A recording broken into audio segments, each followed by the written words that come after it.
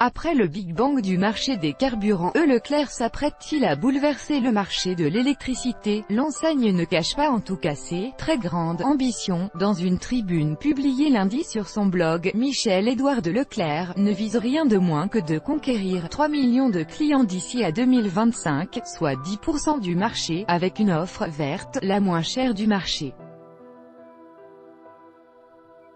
Crédible. En attendant de connaître les détails de l'offre lancée le 27 août prochain, 20 minutes passent en revue les questions que pose l'offensive fracassante du distributeur sur le marché de l'électricité. Leclerc va-t-il casser durablement les prix du marché?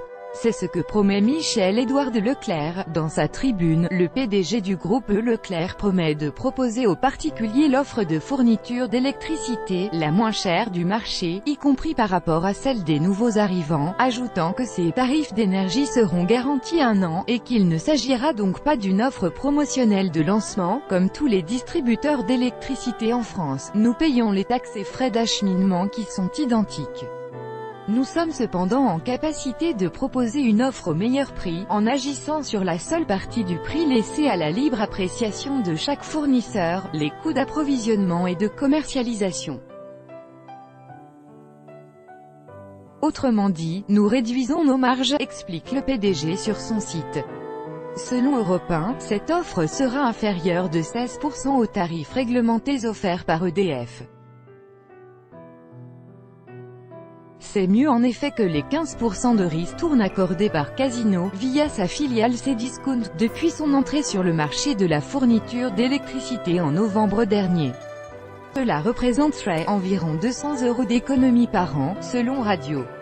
Mais attention, cette ristourne ne devrait pas se voir directement sur la facture mais sera reversée en bon d'achat dans ces magasins. Les clients porteurs de notre carte fidélité, 14,2 millions, bénéficieront de la plus importante réduction avec des remises sous forme de bons d'achat, sachant que tous nos futurs clients profiteront d'un tarif compétitif par rapport à la concurrence, a précisé ce mardi au Figaro Michel-Édouard de Leclerc sans dévoiler ses tarifs. Autre point de vigilance pour le consommateur, il est très probable que cette ristourne s'applique sur le tarif au kWh mais pas sur la facture totale, avec les taxes et les frais liés au réseau de distribution et de transport. La réduction ne sera sans doute que de 12% au final, souligne Nicolas Mouchnino, chargé de mission énergie et environnement à l'UFC Que Choisir. L'expert doute aussi que Leclerc soit capable de maintenir ses prix compétitifs dans la durée.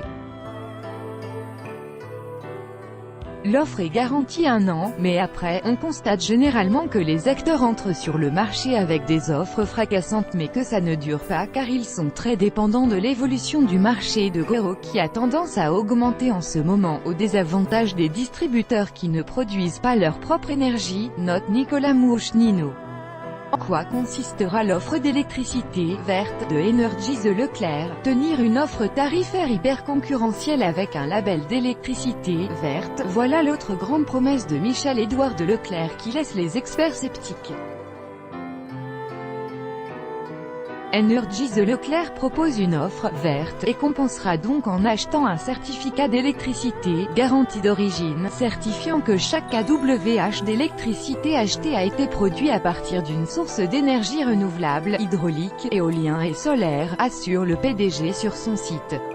Mais pour Myriam Maestroni, fondatrice de la plateforme Payer moins cher l'énergie.fr citée par Les Échos, tenir un tel tarif avec exclusivement de l'éolien ou du solaire semble impossible, à moins que l'on considère le nucléaire comme une énergie verte. Aujourd'hui, sur la soixantaine d'offres d'énergie alternatives existantes, la moitié environ sont labellisées 100% vertes, mais entre la plus chère et la moins chère, on observe 400 € de différence par an pour l'utilisation d'un chauffe-eau, constate Nicolas Mouchnino.